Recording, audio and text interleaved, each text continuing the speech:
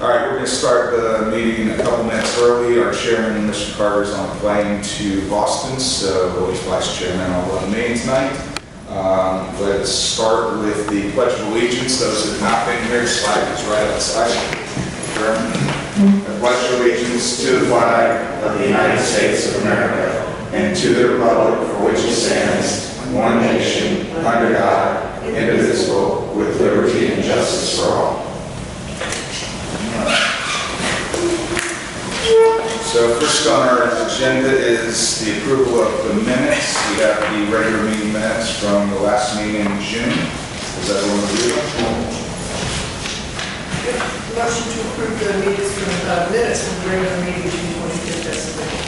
Second. All those in favor? Yes, by the way, Catherine. Laura's helping me, yeah. You got it. Okay, thank you.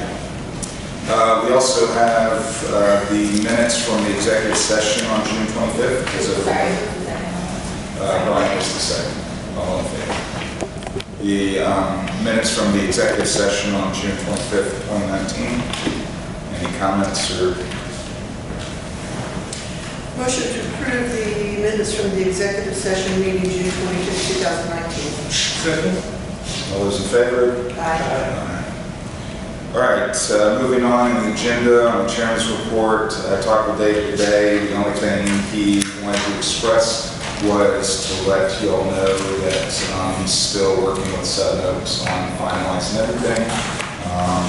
And that was it. We didn't have anything else at this time to pass along. So we'll skip right on into the financial report. Brian, you want to handle that? I'll just give this brief summary. The current assets, we've got $104,000 in change in the debt service account, $126,000 in change in the operating account, and $960 in the escrow account, and $3,000 in prepaid insurance for total assets of $335,000. Are there other questions I can answer? I have a question, but it might be for Catherine. Last month, we talked about the change from the CPA to the group that the city uses. And I don't know why I didn't think about this. Is that the group that does the audit too? No, it's separate. Separate, okay. I wanted to This make is the sure. guy who comes and helps us prep for. Okay, I just wanted to make sure that the people that were auditing this were also doing that. Okay, all right. No, and I guess there was the discussion that since Yeah, they won't start until next year. Yeah, January. We have a contract with Spencer for. Spencer will remain until the end of this year. Any other questions for Mr. Brian? Okay. All right, we'll move on. The next section is the branding committee. Before, we have two groups that are going to make presentations. Before they do, let me give, I think I emailed all of you all with some backstory, but let me give it for the crowd that might be here.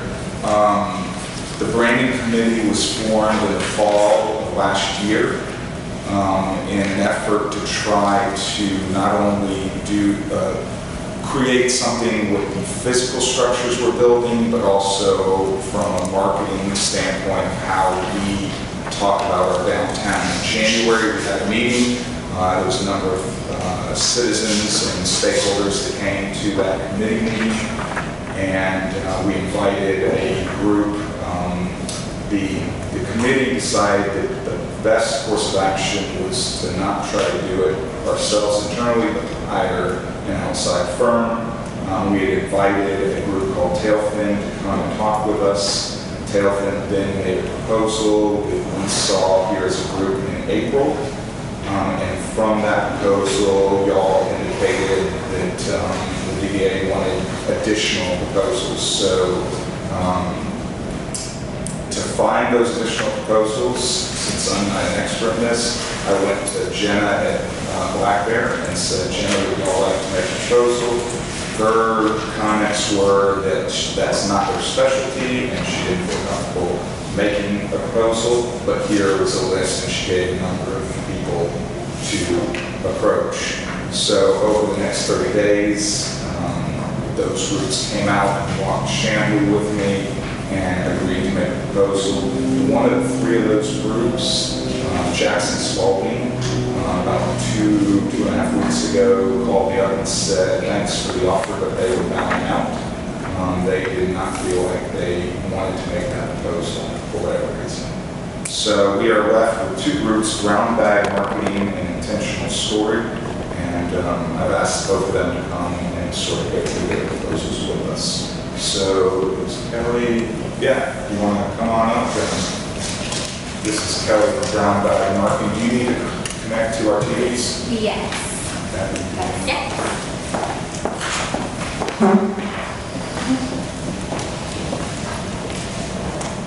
Where would you like us to stand or center? You can either, I think Jim would prefer either here or over there, right? Jim? Yeah, actually, if you Over on that side? can, over there, it'll be a better presentation for the video.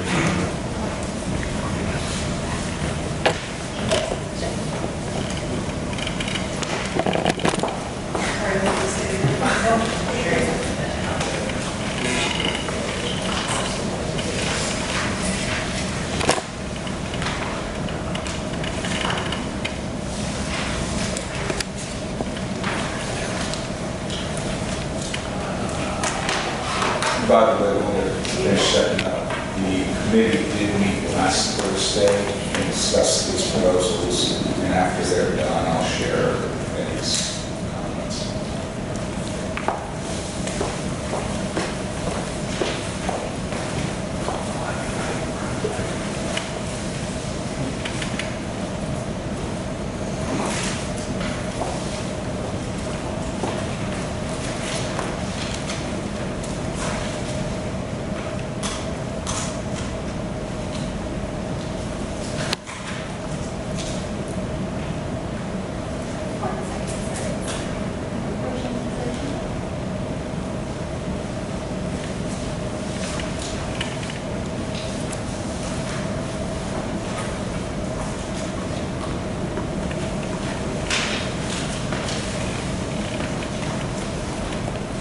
So I've had the chance to walk around Chamblee and talk to the band and get a tour and a bit of an understanding of what I believe you're trying to do here.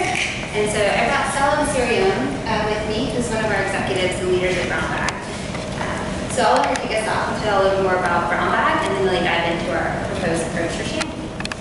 So thank you for having us here. Thanks again for all the briefing. I just wanted to talk a little bit about what we're going to present, and Kelly's going to go through the scope and the project description and the deliverables that we hope to provide to you guys. And just to kind of say on behalf of all of our creative team back at the ranch, we're really excited about this, and we hope to get the chance to partner with you guys. So you've all gotten this. What we wanted to do is just introduce Brown Bag at a high level.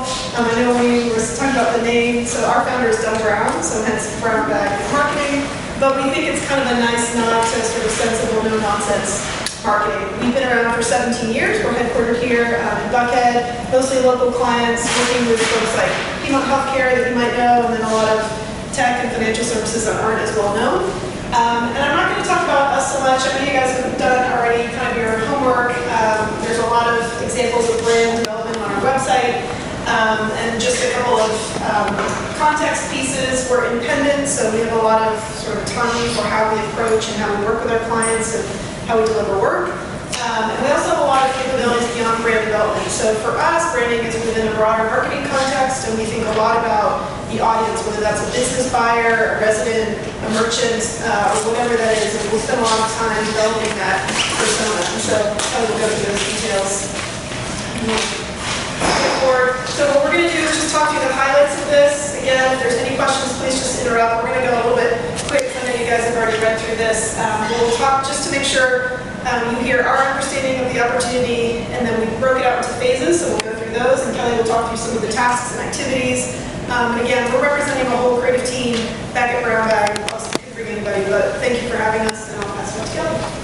So in thinking about proposing a town center and a name for Chamblee, it's important to really understand that we need to learn more first about you guys and understand what the brand means to you, what it means to the town, where you come from, and where you're going.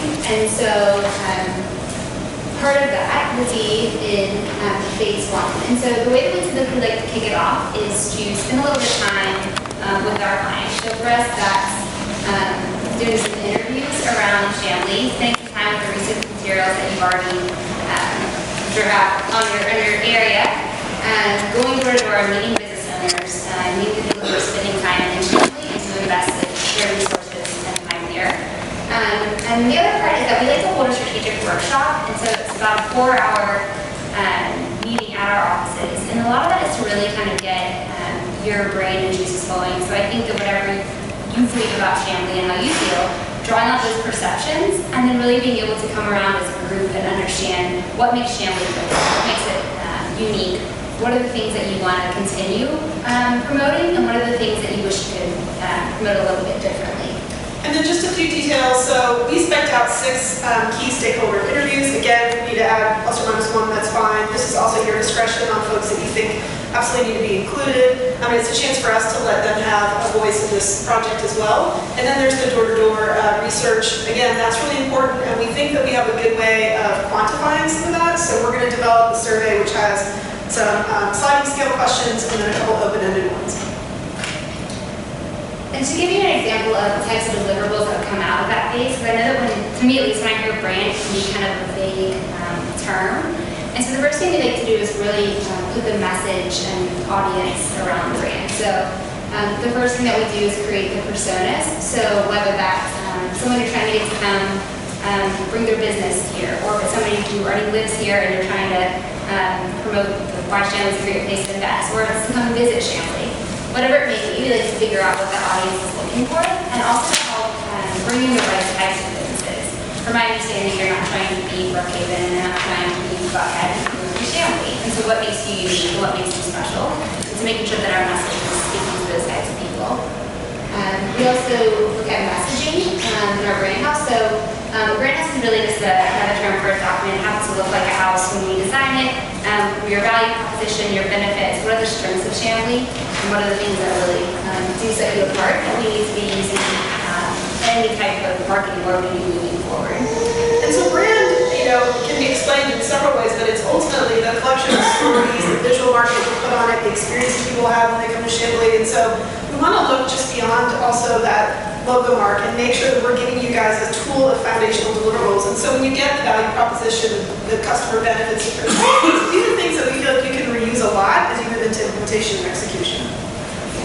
Yeah, and these are just examples. We can't leave them behind, but these are some other client work that we've done, so happy to pass them around if you guys want to come look at it. Messaging house, personas, and again, these are just labels for the deliverables that you will get as part of this as well. And so after we get the message and target audience down, the next part is to actually develop what I think is the really fun part, is the logo and the naming and the tagline. And so one of the things that we're considering in Chamblee is that Chamblee does have, if I look up actually on the wall right there, a brand and a logo, and it does have an idea. And so how can we consider what that is, and how do we partner who Chamblee represents himself as with the downtown piece of things? And just some examples. So having been around for 17 years, not myself, but this agency, I've been there too, but there's a good range and variety. So I think that's another thing that's nice for you guys is that we're a very versatile agency, so you'll see a reflection of different industries, whether it's technology or restaurants or professional services and consulting. We really do think about the audience first and design around that. And just to go a little bit deep dive, next couple slides, I'm just going to quickly show you. This is just an example of one of our clients is in the animal health space. Yeah, it's not advancing. Yeah, that's okay. It'll catch up with me. I'm a fast talker. I'll just make sure it's doing it over there. So I'll give you the quick setup. This is a company that was spun out of Pfizer, which is one of the largest pharmaceuticals. We work with their animal health division, and they did a lot of work with one of their leading brands called Rimadyl. It's sort of like Advil for dogs. And they did a cost marketing program that we helped build a whole brand around. The reason why I wanted to show to you guys is that these is another set of examples, very similar to what we have scoped for you guys. So we created the name, Canine Courage, the logo, the tagline, and the brand guidelines. And these are just some of the development assets that we go through. So visual exploration means we look at it relative to other visuals. Naming development means we have to start with a long list, because usually a lot of the names that you kind of like as you start to develop, you realize that they don't pass one of the criteria, so then you narrow it down. After that, we look at honing in and starting to look at the name and the logo mixing together. And then from there, we continue to narrow down until we ultimately end up with the final mark. So there's a lot that goes into it from a development standpoint, as you can appreciate. And then this is an example of style will create so that whatever partners that, we're involved with, or if we pass the baton on to, we make sure they have all the support and assets that they need to do executions. Back over here, now it's working here. So the final phase that we have in this is kind of to bring everything together. So you have a look and you have a feel and you have an audience, but how do you bring people into that brand and have them actually experience it? And so we were thinking about different ways that other communities do that. So Beaufort Highway had, you collect different cards for different restaurants that you went to. And you guys have a geotag, actual center of the universe, people do murals, all sorts of things that people experience a brand, and then also get kind of free media and marketing out of those efforts. And the other thing about branding a community is that it's a very organic thing, and there are a lot of people that will have initiatives probably that will come alongside us. I think of Beaufort Highway, you think of the nonprofit, we love Beaufort Highway, so there's other organizations that we imagine we're going to have to coordinate with, and really this is a collective effort. So when we get to this point, we've given you all those deliverables, but we wanted to go a step further and think of a lot of strategies and ideas that could help people experience this location as well as we put a new, fresh face towards it. So that's the scope and the set of deliverables. We can go a little bit further into some of our qualifications or capabilities if you'd like. Are there any questions around the proposal?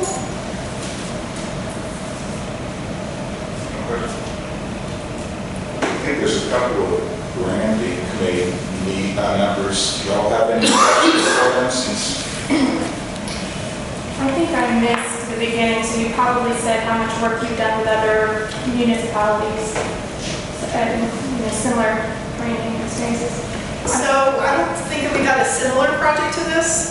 We've done some work with municipalities through a client of ours, Park Mobile, that was several years ago. It was a different assignment, but that was our experience working with city-based municipalities, owners. Brown Bag is a generalist agency, so we work with a lot of different industries. Locally here, we work with Piedmont Healthcare. We work with both business to business, business to consumer. So the heart of how we approach branding is to really get to that insight, whether it's from the door-to-door research that we're proposing, through stakeholder interviews with you guys, and then applying it through our brand development philosophy. So I got an email from one of our branding committee members who couldn't be here, who wanted to ask two questions. One, if we limit the information we provide to what we feel is most relevant, can we cut down on timeline and budget for phase one? And by we, are you talking about this committee? Talking about the DBA and the contract. I think she was giving information, feedback from looking at your proposal and saying, can we, if we're not, I'm reading your question, so I can't really remind us of what her intent on that. So if I'm understanding correctly, what she's asking is, can we limit the inputs to just the stakeholders here? Is that correct? Could be. So our recommendation I is... think she adds at the end and budget for phase one, so basically saying, from a budgeting standpoint, if we have to cut something down in phase one, be limited in any way, or is it really set? So I think the answer is yes, it's not our recommendation. I think we need both the balance of the door-to-door interviews, which again, you guys can guide that and give us the guidance on merchants and or businesses or owners that you feel like are going to give really good feedback to complement the stakeholder interviews that we'll do within this committee. So the answer is yes, we can certainly trim the research from it. We think that we'll ultimately get better insights, which leads to better branding. So our recommendation is to keep it in there. I do have a question. Sure. We have the city and our stakeholders and constituents have been through many branding. Oh, really? Already? Yes, and we have a lot to show for it, and I'm wondering if you would be willing to mind that. Definitely. Because I think our stakeholders and our citizens are getting a little fatigued. And we don't need to do that to them. They need to be able to see what's coming from what their input has already been. Agreed. And so to ask them the same questions over and over again, number one, is going to fatigue them, but number two is going to make them feel like, oh, this is all we do, this is all we get. Right. Number two, the city is working on 3 different, how many, Catherine? Plan. Well, 3 different sort of pieces to an identity, I guess is what you would call it, for Chamblee. Yeah, so we just did a communications plan, which looked at branding too, and kind of really arranged that. Like, now that's for the city, but still a lot of the similar same stakeholders that we reach out to. Absolutely. And get Yeah. that research. To us, that's golden, for sure. And that would probably make some adjustments in the proposal. Based on that, we would be getting that. Okay. Did you have the second question, Amy? No, not for now. Okay. We're good. Thank you all so much for, Yeah, thanks for having us. We appreciate it. We get to work on it. And then when you guys are done, I'll take those back. you know,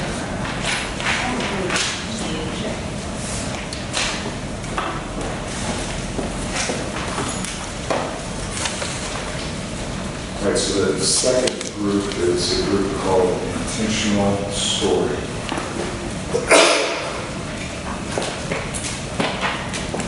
Great, is your board patrol way over here? Probably not.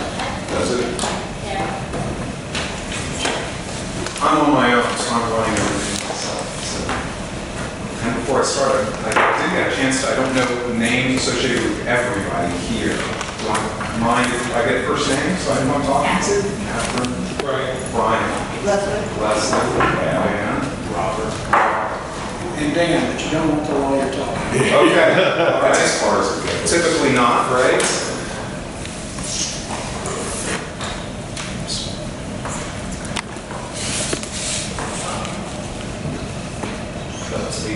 We don't have that. We have that. No, we don't have All right. Do you have a printout of my presentation? No, I can go. No, that's all right. We'll just wing it without then. So, my name is Petro. I teach the art of intentional storytelling. I teach this to people who are making a difference, people like you who are building communities, people who are doing work that matters and making a difference. And I usually work with people in small groups like this that are typically called the marketing team. It can be communications team, it can be individuals who are the owner, the CEO, the executive director.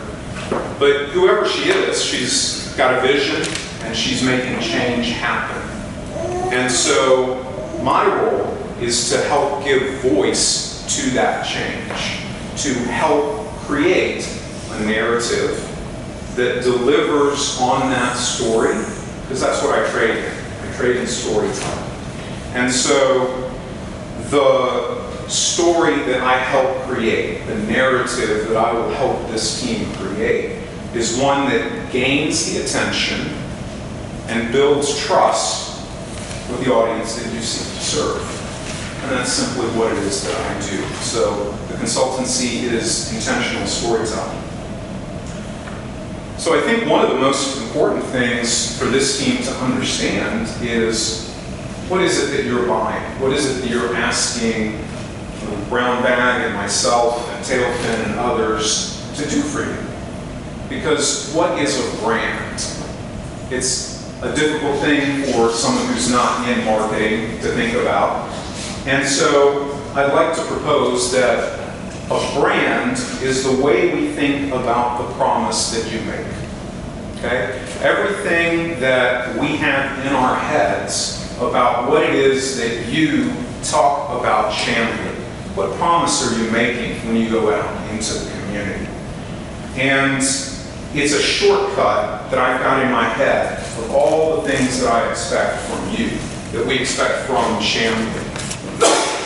And so I think a lot of times people that are unfamiliar with it immediately think, okay, I know what a brand is. That's a logo. And a logo is important. And we're going to get to that, and we'll have that.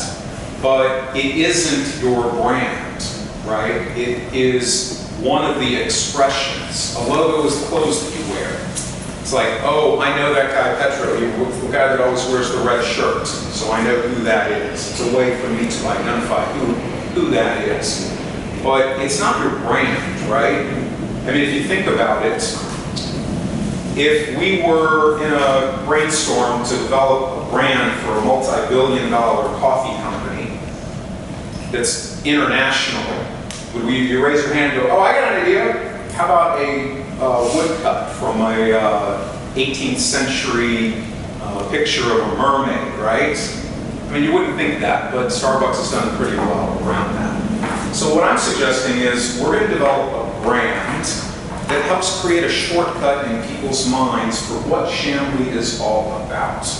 And that's really what a brand is. It's an accumulation of a lot of small, intentional stories. Intentional stories that you might call marketing. I mean, that's how we think of these terms. It's easy to say, oh, that's marketing. Well, marketing are stories, and stories that we tell with intention. And so that is what we have in our head. Like, so if you think about it, for example, a few years ago, nobody had ever heard of the Tesla, right? So, okay, there's a Tesla. Well, what is that? It's an electric Mercedes. Oh, okay, I know what an electric car is, I know what a Mercedes is, so now I know what a Tesla is. That's what branding is, that's what branding does, it's a shortcut. So I studied English at Vanderbilt University, and so that's I think where I continued my love of storytelling, doing that. And so if you go to the bookstore at Vanderbilt University with all of the yellow, gold, and black shirts and everything, there's a gray one with a crimson logo and it says Harvard, the Vanderbilt of the North, right? And that's kind of funny, people think about it, but if you really dig a little bit deeper, it makes a lot of sense, right? Because if I live in Connecticut and I want to send my kid to a college and I'm not really sure which one is right, and you tell me, oh yeah, Vanderbilt, well, don't really know much about it, and you say, oh, well, it's the Harvard of the South. Oh, okay, now I've got a slot in my head. Now I know what that is. I know what Vanderbilt is. Because I know what an Ivy League school is, and I know what the South is, SEC football and fraternities and sororities, and so now I've got that slot. So that's what a brand is, and that's what you are doing. And that is the exercise that we are going to do and create this. So I've got 3 questions that we're going to build our entire plan around. And I steal these questions from a lot of people that I study under Seth Godin, who does a lot of modern day great marketing ideas. What change are you trying to make? Who are you trying to change? And what is your promise? So if we think about those 3 things, we want to say, what change are we trying to make? Well, we're trying to change people's minds and people's behavior to say, I've never really heard of Chamblee, or I kind of know downtown Chamblee. It's that place that's got that antique row and a bunch of warehouses.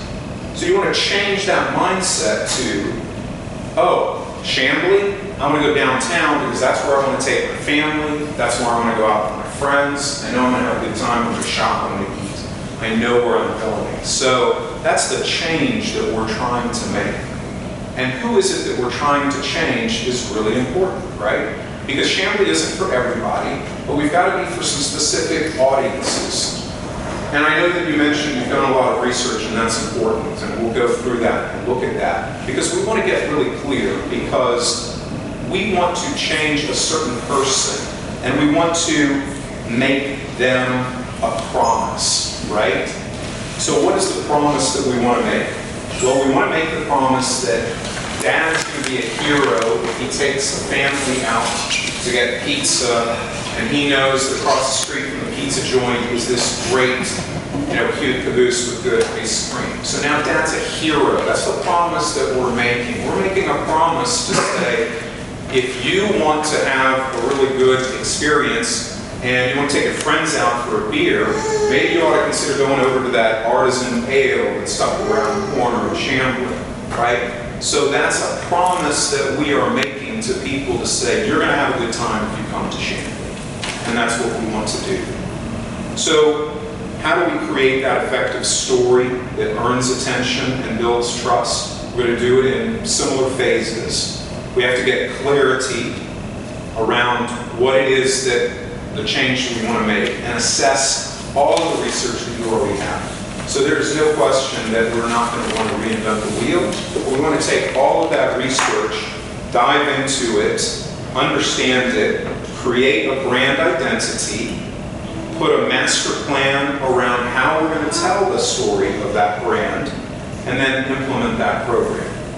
So how do we do that?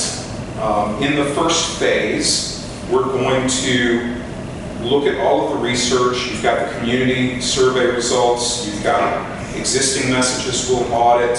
We're going to get really clear on how we're going to measure success. How are we going to say, yeah, we've achieved what we want to achieve, and what change we're going to make. And part of that is doing that one-on-one, in addition to the research you've already done, is conversations with your stakeholders. Okay, so is that the city council? Is it small business owners? Is it residents? We bring them together, and I'll get to my background, but I've done this a long time at 15 years at Coca-Cola and doing focus groups.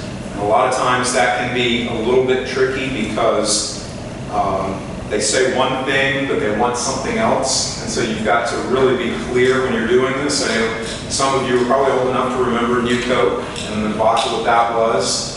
So Coke went in and said, here, taste this. They saw Pepsi gaining, and they said, taste this. Do you like this? Oh, yeah, I do. I like that better. And so they took it to management and said, oh, absolutely. We're going to change the formula for Coca-Cola. They didn't. Then they had proof. They said, look at all the focus group. It tells us we're doing the right thing. And then it, of course, famously bombed because they didn't say, well, what if we took away the old Coke and you only could buy the new Coke? I said, oh, well, you didn't make that clear. So we will do some of that conversation. I've got the experience, and I've done a lot of focus group studies that I know how to gain that insight out of those. So we're going to create this brand identity for Chamblee based on that research, based on those insights. We're going to look, of course, at demographics, but to me, what's even more important are the psychographics, right? So I talk about storytelling. I don't like to use $10 words, but basically it just means what are people's values? What are their desires? What do they want when they say, hey, we're getting in the car, we're going out for dinner, or hey, I want to relocate my business, or I want to add the Gordon condo development to my list of places that I'm going to go see. How do they make that decision? These are real foundational desires that we're going to get to. We're going to cut through all of that research, and we're going to find what is it that motivates people, right? Because we all have that foundational desire. They go in layers, right? There's the surface layer of what are the features and benefits, right? Does Chamblee have a sushi place? Because I want sushi. That's easy. It's demonstrably, it's either true or not, either you have or you don't. Then you go another layer down, and that's, what is the story? Well, I want to go to Croc Street Market because it's on the Beltline. Did you know about the Beltline? They've paved over this old railroad, and now you can walk to different places, and you can go to a bunch of restaurants. And in that pool, they're going to connect that railway along the whole perimeter of the city, and it's going to be an amazing thing. Now I got a story around what I'm going to do. But it goes even deeper than that. And that's what I'm talking about when I want to help us get to that foundational desire, right? Because we say, why do I want to go to, you ever been to that Italian joint on the corner, that cozy one with the great ragu sauce? Well, what's driving that? Is it just, oh, I know they've got 00 semolina flour, or I know the story of the guy who came from, immigrated from Italy, and his son's running the place?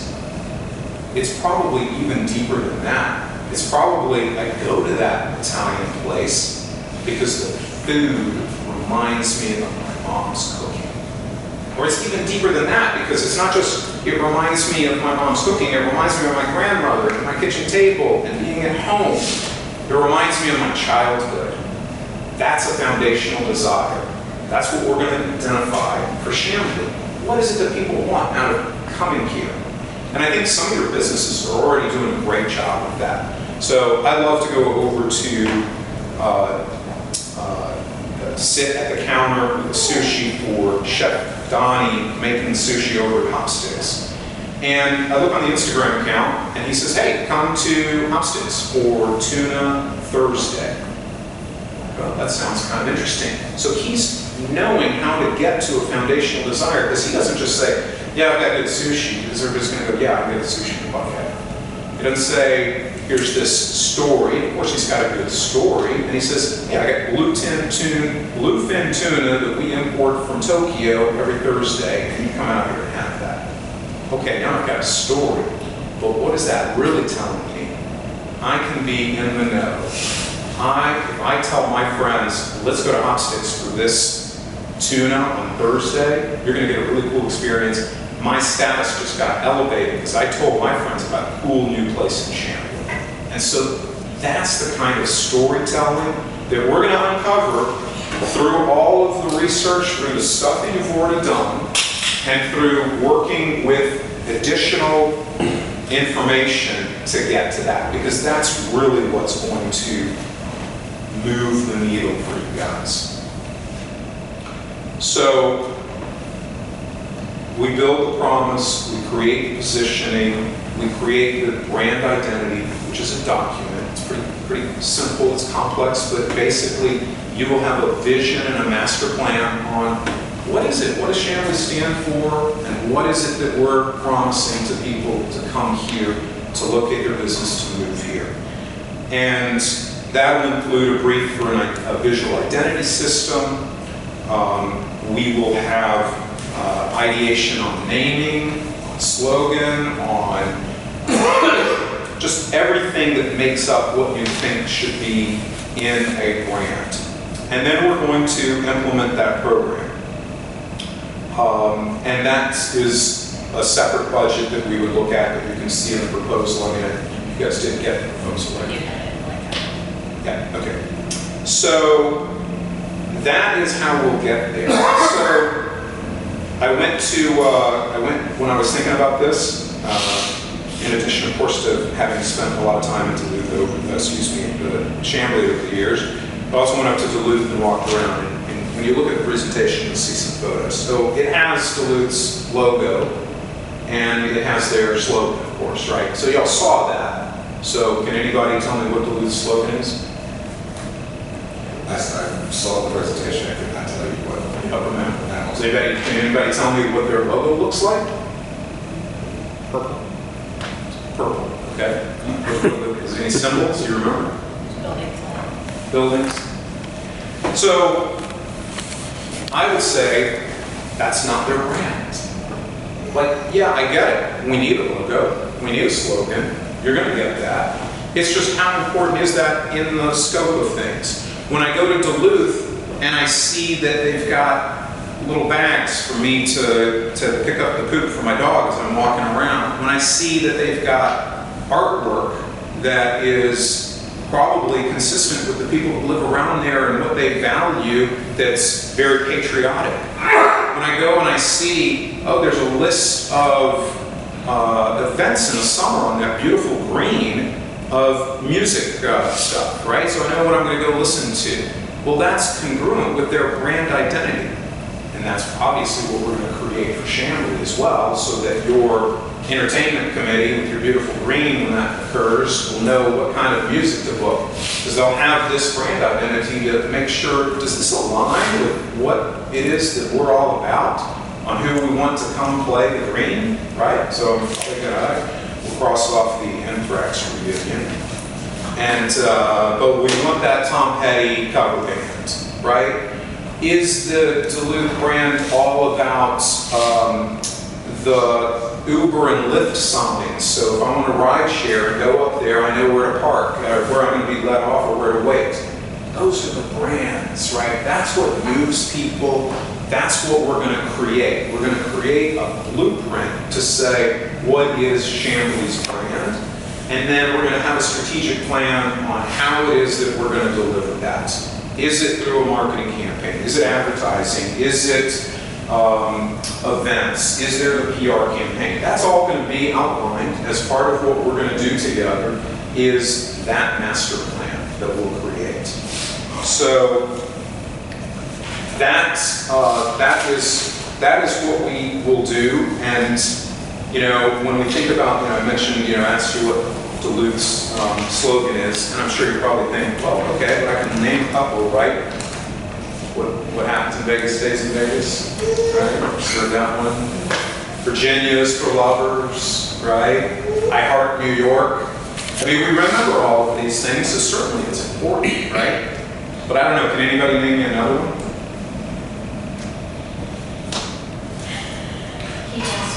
Keep Austin weird. Okay, there you go.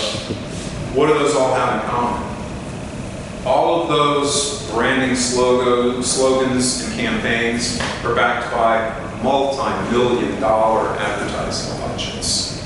And so, if Chambly's City Council DDA, and you've got multi-million-dollar resources to put against a branding campaign for a slogan, then you absolutely got to be certain you got that right, because that's the only way that you're going to get people to remember that is millions of dollars of advertising.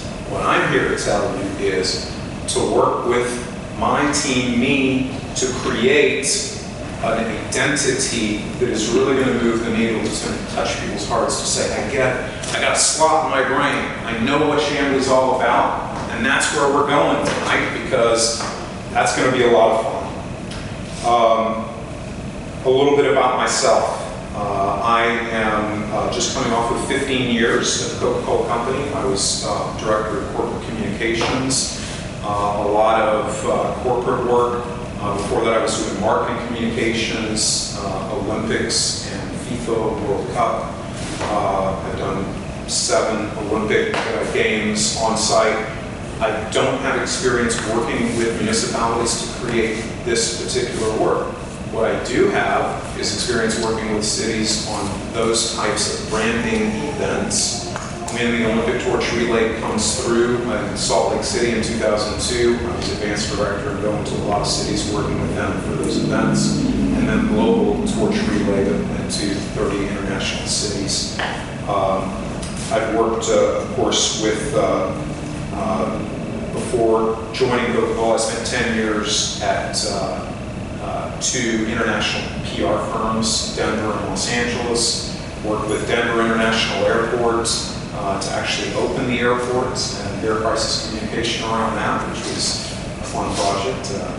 And introduced things like Krispy Kreme brand to Los Angeles. So the branding, the messaging, I work closely with the current Coke CEO, James Quincy, and Muhtar Kent, previous one, on prepping for interviews with CNBC and that sort of thing. So I do have some pretty high-level international branding experience, is what I do.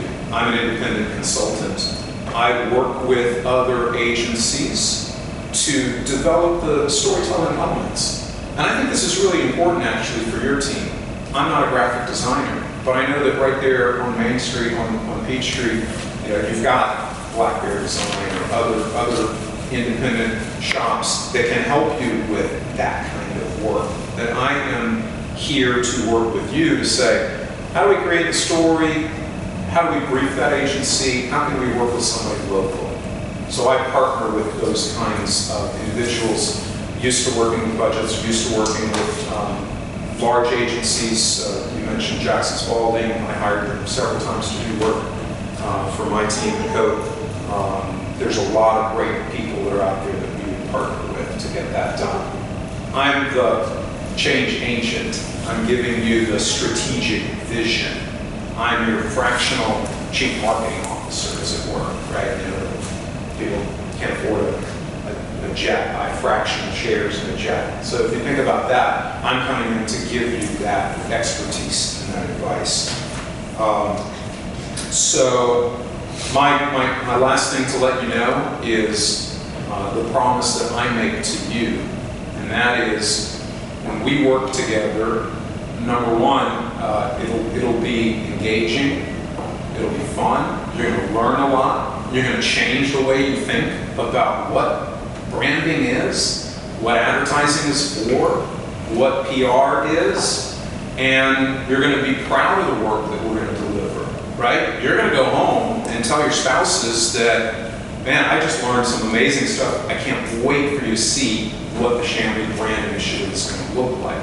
I promise you, when you go to the city council and say, here's what we've delivered, here's what we've come up with, you're going to be excited and feel confident to stand in front of them, to stand in front of the business leaders here in Chamblee, to stand in front of the residents and say, here's what we've developed, this is what Chamblee is all about. I promise that you will be happy, that you won't have to start over, that you're not going to be left holding the bag. You're going to be, I am really happy with where we are. And so that's the promise I'm going to make to you.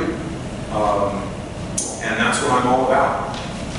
Happy to answer questions and also to let you know in full disclosure, I am related to Van Peckness as a cousin. And so he included me as as he was looking out there. So just wanted to make sure that that was fully disclosed, that that's a relationship. My decision is I'm really excited about doing this kind of work because I've spent 15 years selling fizzy sugar water, and I have a lot of really smart, good people that I worked with, and I feel very honored and blessed and glad to have had that opportunity. But I'm excited about doing some work that matters and working with organizations like yours to do the kind of thing you're doing. So let's tell your story with intention. Any questions? Yes. Actually, it's more of a request for both of them. And this could be that I'm just not familiar with reviewing proposals from agencies like yours, but in reviewing them, and it's been at least a week, so forgive me if I'm messing something up, but I didn't have a clear picture of what the deliverables were for each of the, I think it was 3 sections. So a request would be for both, and really all 3 companies to flesh out their proposals and be more clear about what the deliverables are. Yeah, I'd be glad to come over and I'll just briefly let you know. I mean, On your proposal, so that anybody can review. Absolutely. I can come back and be glad to share some supplemental, but it is in the proposal. But essentially what you're getting is a distillation of all the research that's already been done to say, what are the insights that we've gotten from that research and how do they align with what it is that we want to tell about our story? So it'll be that psychographic, that desires, like what is it, who is the persona? So you've heard that term a lot. So basically we say, okay, what is the person that we want to change and what do they look like, right? Because you can't have a different story for everybody. And so you create this persona of who we're going to tell our story to, because everybody's different, right? So if I'm a little league coach and all I care about is winning, I coach my team a certain way. I create the lineup a certain way. If I'm the little league coach that cares about inclusion and participation, I have a different worldview. And so we have to know what those worldviews are, and that's one of the deliverables. What's the worldview? Because like in that example, if I'm coming in to sell something to that little league coach, I got to pick which one I'm going to talk to. Is it the worldview of winning is everything, or is it the worldview of inclusion? And so we're going to create that persona for Chamblee. Who is it? And you're going to have naming. You're going to have a brief for what is the logo going to look like, how are we going to develop that. You're going to get a master plan of how we're going to tell the story that's going to be fully outlined. And yeah, so those are the deliverables, but it's in the proposal. I'll be glad to provide more information if the committee sees that's important. We'll be glad to do that. And be clear on it. And I do think that's important. It is. We have to be clear up front. What am I going to get at the end of this? I did have one question, actually, for both of you. At some point in time, we're going to have to know what sort of budget you would expect. It's in there. It's in there? Okay. Sorry, I didn't. No problem. I don't have. Yeah. So you got the budget? It, We can, I think at this point, like, if you have other questions or, that's fine. I think the intention that the committee wanted to have this was for each of them to make their proposals. We already have Ben's proposal from a number of months ago. And then, in talking with David wanted to then let us as a group spend the next 30 days going over that individually.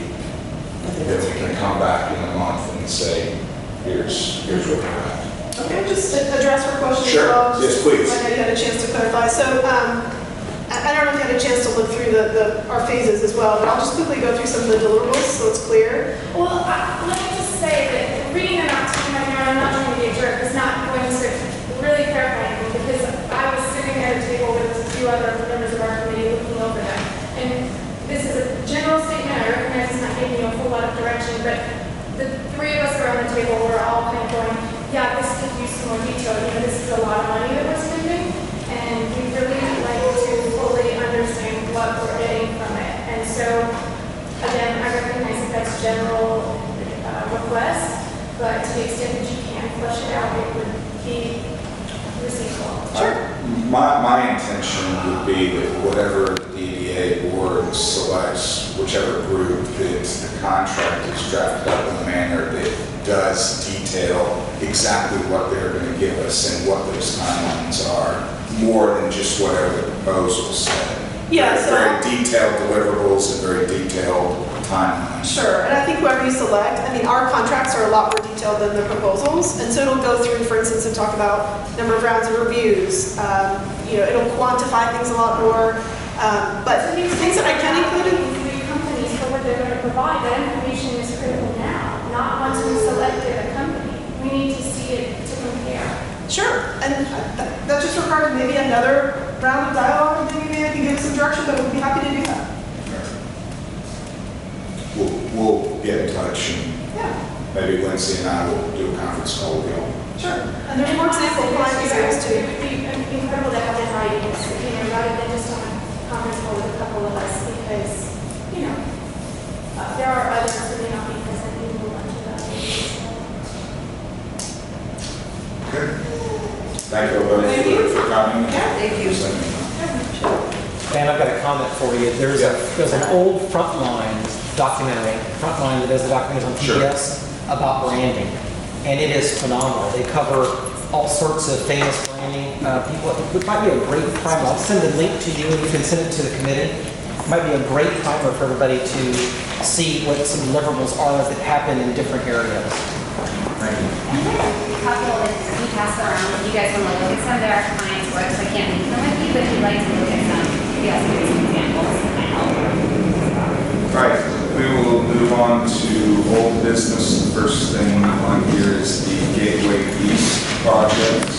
Catherine, you want to lead us in? This is where it came to us Yeah, before. so Hawkins is here again to give us to whatever he said, and also to talk with you all, and answer all the questions, presentation. Myra, Use it. do you need to show something on the screen? No, it's the same that you have in front of you. Just So, this. yeah, I've seen that. But it's all, and this is actually, the first several pages are similar when you saw it from Paul a few months ago. Really, the main addition is just some more detail fleshing out the proposal. But just to recap, so this is a mixed-use project proposing develop over by Hood, Burke, to be touched by PK, the International Village site. It's be 184 units, apartments, and a little over 11,000 square feet of commercial space. So an update on where we are in the process. We are hopefully getting close on the zoning. We had meetings last month, and then we some working session, made some changes. We referred to this next month, so hopefully we can get things wrapped up on that from here. It's the other half of the equation to try and make sure the project is viable. So We've asked for abatement to help us revitalize this corridor. It could be a great sort of cornerstone development in this area. And as part of that, we're proposing specifically a 13-year 100% abatement. And then as part of that, we would then do an affordable component, which would be 2 sections, a commercial component and a residential component. Residential would be 10% affordable, mixture of veterans, and that would be tied to AMI. And then the commercial component, which is a little bit unique and unusual. I remember you guys mentioned this last time, and you understand that kind of really appreciate it in downtown. But what we would do, we went and we surveyed through the data on what rents are in various areas, and decided to say what we target rent is 50% of sort of the average. So we're proposing a sort of to cap commercial rents at $13.71 is the number in there.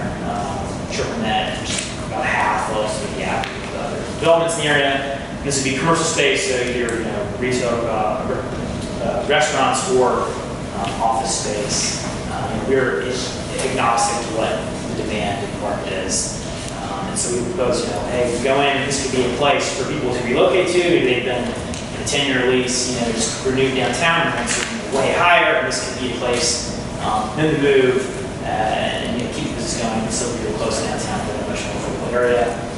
We're open to how this can be structured. It's sort of it's a novel thing, and so we're open to working with the CDDA or whoever in terms of trying to make sure the right people get in the space, or how we structure the leases, or doing what have you. We're very open in how we do that. But high level, that would be a really interesting concept. So get that in front of you guys. Get some more specific comments and feedback that you have. Thank you. Anyone have comments? And we also talked to Robert Land, so August is working with him to do the feasibility study for the tax abatement.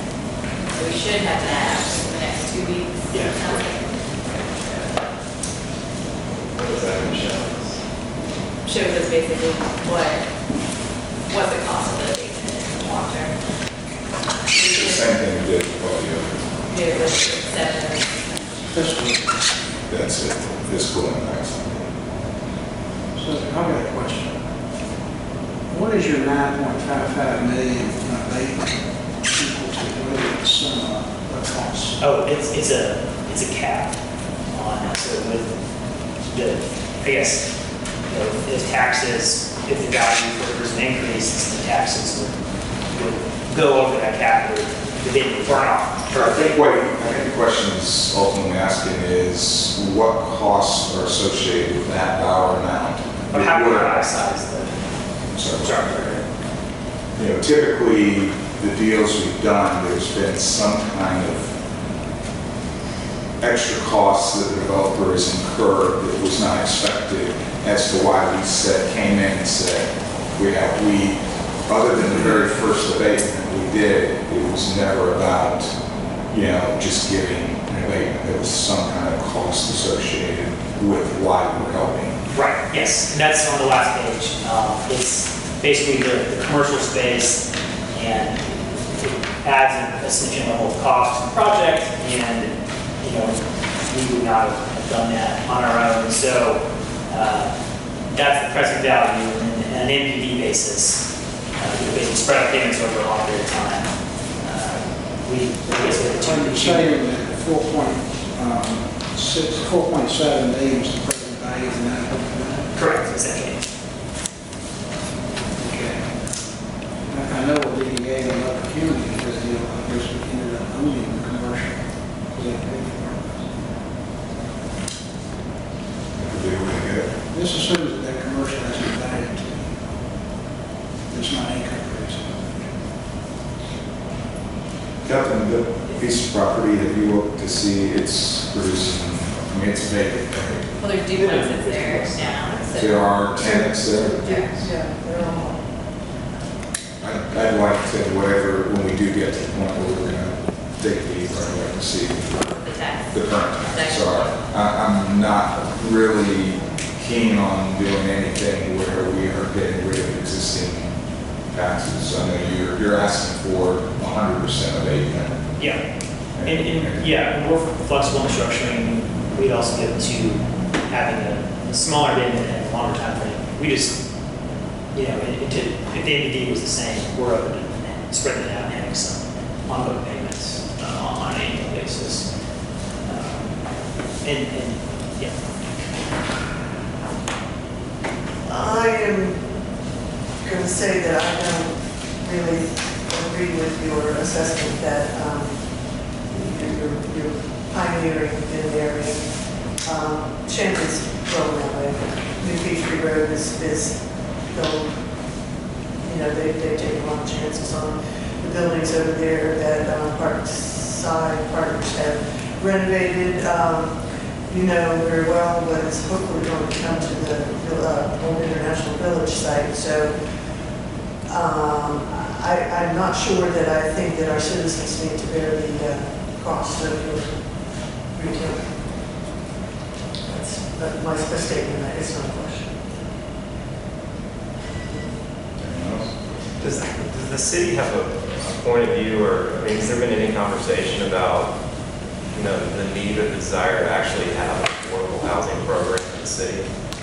Because my gut reaction, and nobody's, from what I've seen, has quantified this one way or the other, would be that in that corridor, there's a substantial amount of housing options that fit the profile of what we're talking about in terms of 1 and 2 bedroom housing options for about $1,000 a month in rent. I would suspect that you can go up and down Champlain Tucker, up and down Beaver Highway, and find a fair amount of housing that would support that. So The city's about to engage in doing some significant research with regard to affordable housing on a couple of different fronts.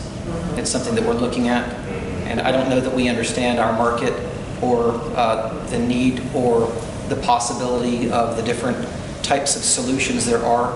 Housing as a general everywhere is very expensive, and so I know that we're have an upcoming field trip to participate in learning about other housing types that might be alternatives for some of our communities. There's so many different versions. I mean, there's workforce housing. We've got an apartment complex, if you will, at Roslyn Carter Champion, called Roslyn over there on Dresden Road that is housing very inexpensive apartments for veterans only. So we've got apartments. It's not great, but still there are some lower cost apartments. Are we talking about, you know, first-time homebuyers and their capability to break into the market in the first place? I mean, we don't have a whole lot of housing for them. So there are many different levels of that, which absolutely need to be studied. I don't know that there's an incredible need for low-cost apartments, or actually, we call that low-cost, but we're studying it. And we're trying to familiarize ourselves with all the different products and where we might have a need, or if we actually do have a need. If I could add one more answer to that, we are applying to participate in the Department of Community Affairs and Housing Program. One of the first items of that program is to conduct a market analysis. So we're going down that path and participating in that program. We're also looking at some of the programs that are offered by other communities. Council members mentioned as well. do you have an opinion as a representative of the city as to whether affordable housing as a program should be something that should be legislated by the city the same way they've done in the city of Atlanta versus handed to the development authority to evaluate them one-off as they come up? I think there's a lot of policy considerations there, and I would like to step back and say that it bears discussion. I think one Well, of I the think we're getting away from what we have on our agenda, which is the Gateway East project. We can talk about affordable housing all night long, but I think at this point, since there are 3 members of our DDA missing, I appreciate you bringing us new information. I would suggest maybe continue conversation with Catherine over the next 30 days, and then hopefully all our members will be here next month. And we'll have the impact study. But, you know, I hear what Leslie's saying, and I'm not far from what she's saying. That, you know, I'm not 100% sold yet. Doesn't mean I won't be in the future, but we do appreciate you bringing the additional information. Sure. All right, cool. Thank you. Thanks. All right, next on the list was the Shardville, it's a /DDA property. We're talking about just This is continuation from last month. the wall. Talking about the wall. So in the warehouse, the piece of property that we own that crosses over the property line in Charterville, talked to the tenant, they do want a secured space, so they would prefer a wall with an exterior door, that they wouldn't have access to the current exterior door, because that's technically a Charterville space. So we would have to Build the a wall door. and build the door, yeah. And does their property, does the Charterville property actually encroach into that first roll-up door bay? Yeah. No, Okay, just just regular. It Just- actually splits the existing door, if I recall. It's not the whole door. Yeah, I did not think it was the whole door. I thought it was a portion of that door, but again, I'm working from Did Dan- So we're gonna talk about this? I have a question for Dan on this. I mean, what's our, from a legal standpoint, where are we at? If we say we're not doing anything, I mean, You say, are we gonna get we a lawsuit? acknowledge that you own the property where But you're. we're not doing any wall and we're not doing, I mean, what's gonna happen next? What has been asked of us? So, what's been asked, is Charterville has asked for access to the 11 feet property that they have in our building that's on their property. Our tenant says, well, if they're having access to that part of the building that means everything that we have in that warehouse is now open and not needs to be secure. locked So they off. want it secured. So now our tenant's saying, if they want access, then we need to build a wall for them to secure their, whatever they have access.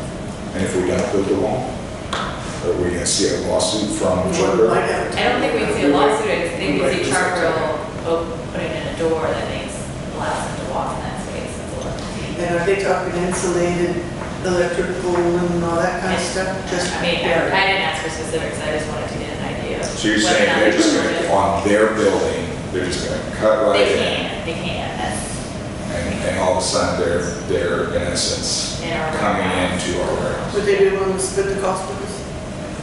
Has that been broached? No, it hasn't.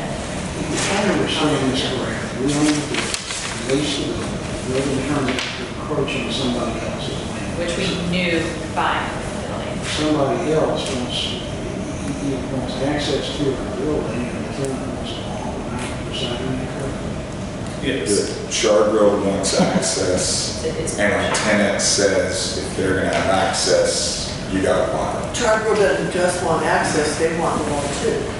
Now, this reads like law school property classes. Throwing as many confusing things as possible. But let me ask the question the way you should ask. What do you want?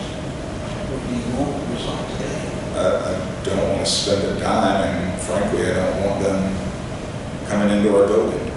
But Don't it's we- the- don't it's their we- building too. I understand that, but by virtue of the building, by virtue of the building being built over that line, does that not give us some kind of legal There's- recourse to that area? We talked about this a little bit in another meeting. There is such a thing as prescription, meaning if we've been open and notorious in our claiming that land for a period of time, which I think is 20 years, then it's our land.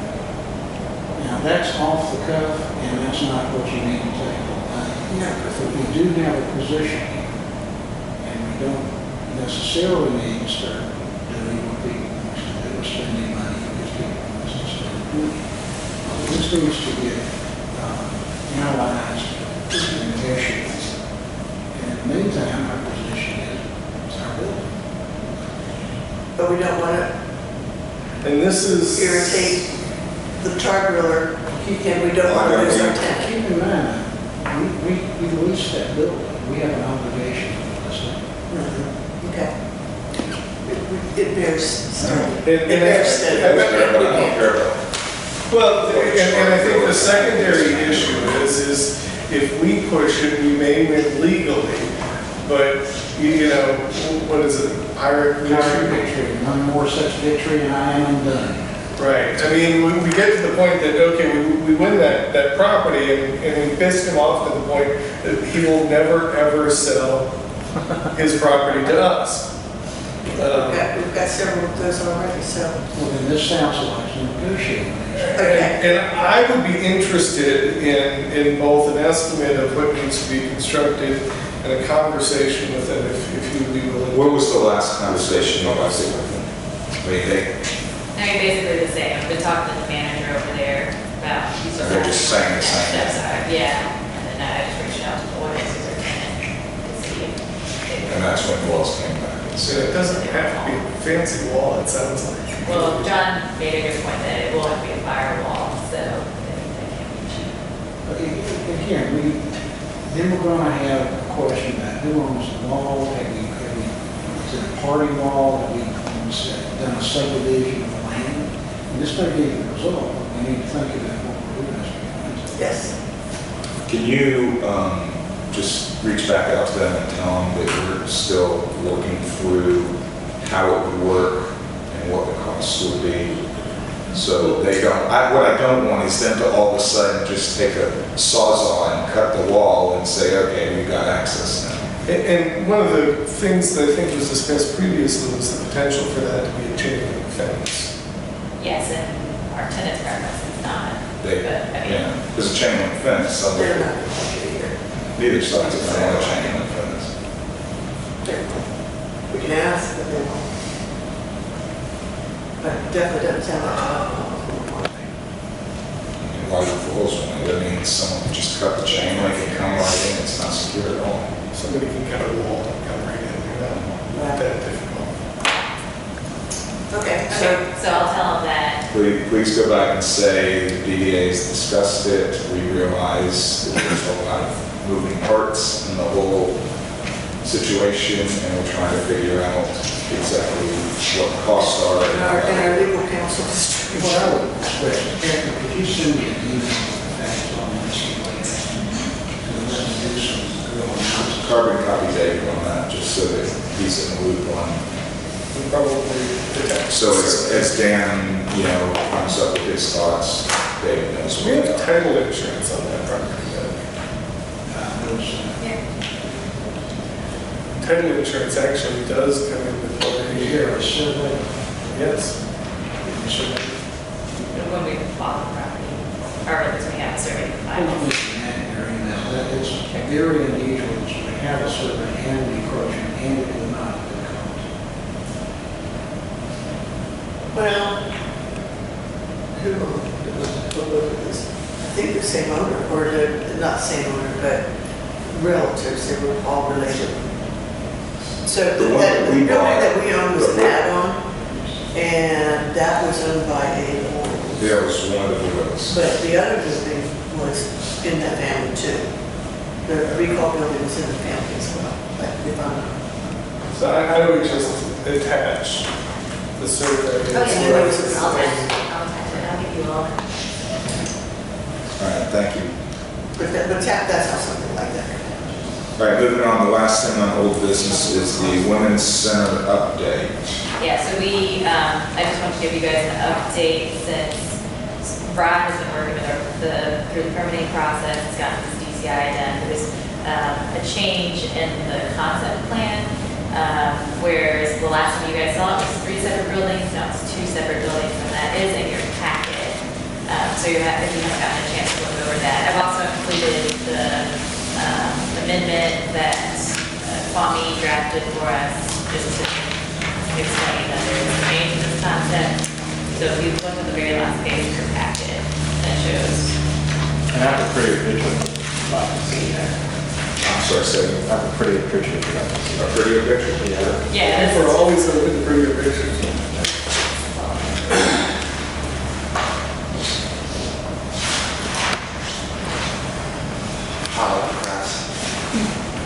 Wow.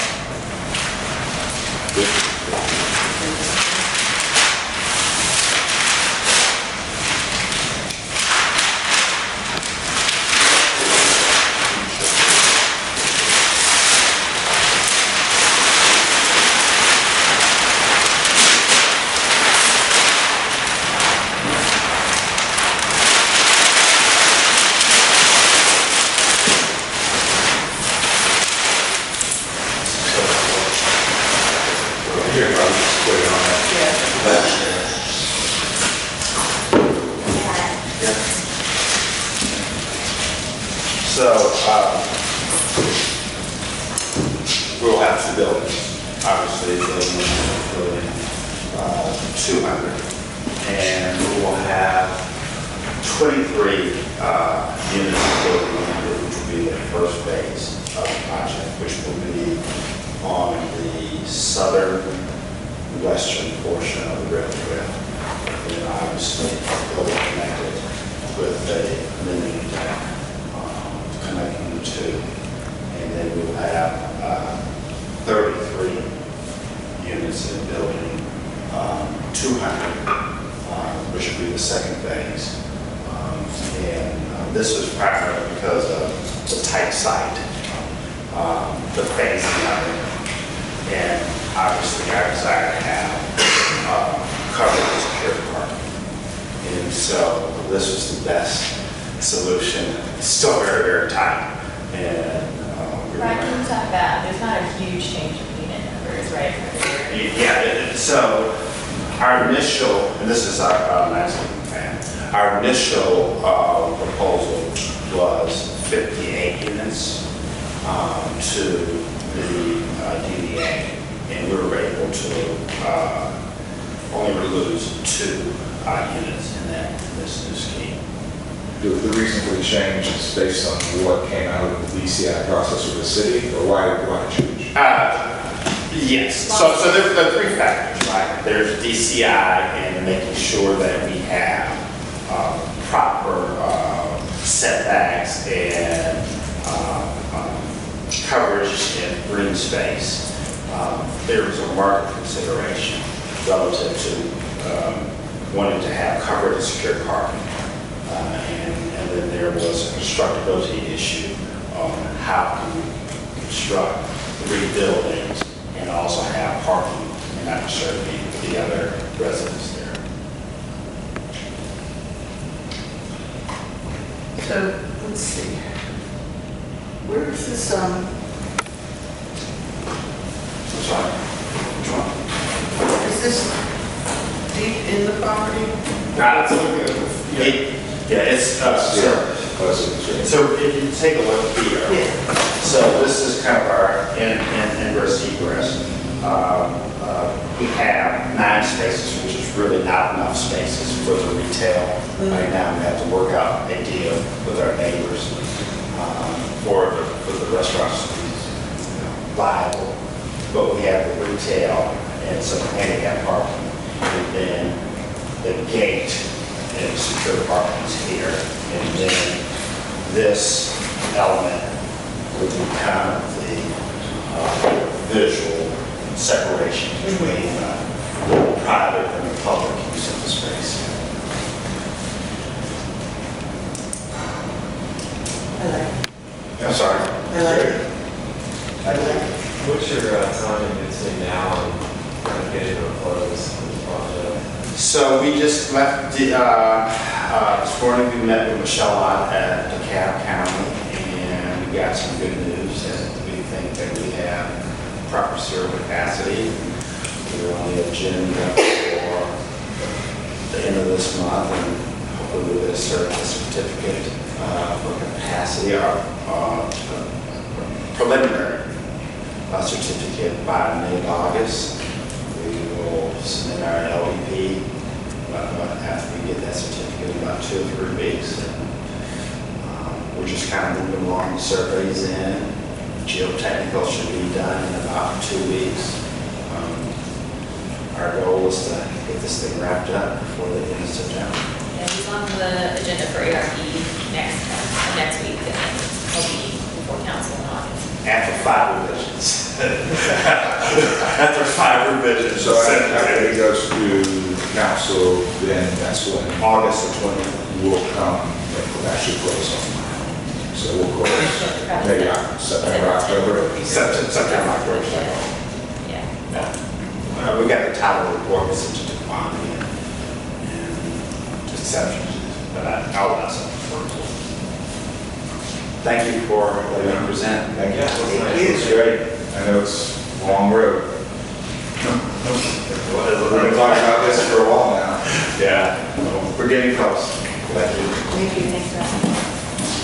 All right. We don't have anything under new business, public comment. Oh, wait, a minute. I'm sorry, new business. I would like, is this a good time, John, to talk with readers in email? I'd like John to go through the reasoning behind the ruling, what would you call the ruling, the decision rather that council made, and that John also was part of, about the, you know where I'm going with this? The loan. Yes. So I just wanted to clarify a couple of points there. The city's intent was simply to get the best rate we can get. And so the questions that were asked of the DDA were really all towards that, moving forward with getting the best rate we can get for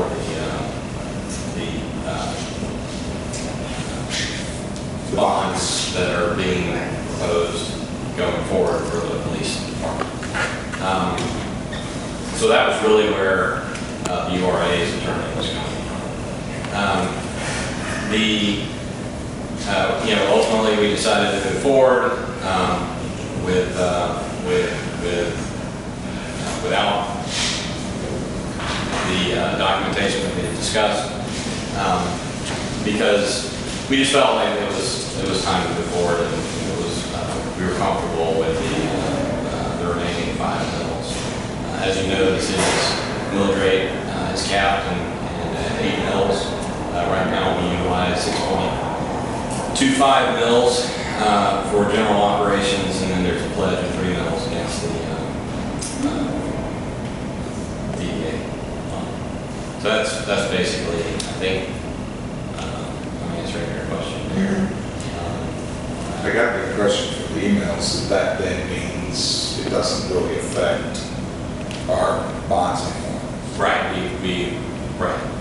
The decision was to not go through that process. We're going to back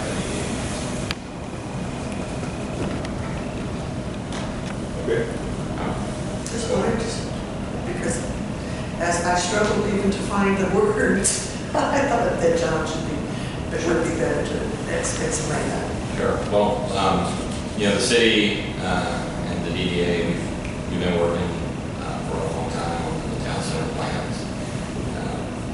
The URA bonds are moving forward to help move the police department from the town center area.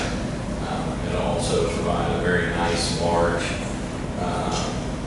community room and park amenity on Buford Highway, which will be the first city investment in the area. So we're excited about that. Assuming the steel closes in October, what are we doing with the proceeds? Well, I believe, just to give you a recap, David and John, and I believe council appointed Brian Locke. That's right. Will have to meet, and the decision will be made on how those proceeds are used. So at this point, I don't think there's an answer to his question. Right. They could all go to paying down our debt. They could all sit in our pocket, or part of it could go to paying debt, and part of it could go to sit in our pocket. And so when the DDA gets close to that final action, the committee will need to meet prior to that. Right, thanks, John. Okay, so we were moving into public comment. Is there anyone in the public who wants to make a comment? I see Mr. Leslie here. He doesn't grace us with his presence very often. Any comment? No? When are we going to wrap your building like we did across the street? Isn't this supposed to be one? Oh, yes, I'm sorry. I'll talk to you later. Thank you. All right, any other public comments? All right, then, do I have a motion? Motion to exit the meeting and go into executive session for the purpose of discussing or approving a real estate transaction. Do I have a second? Second. All those in favor? Aye. Aye. Thank you, everyone, for coming. Adjourned. Second? All those in favor? Aye.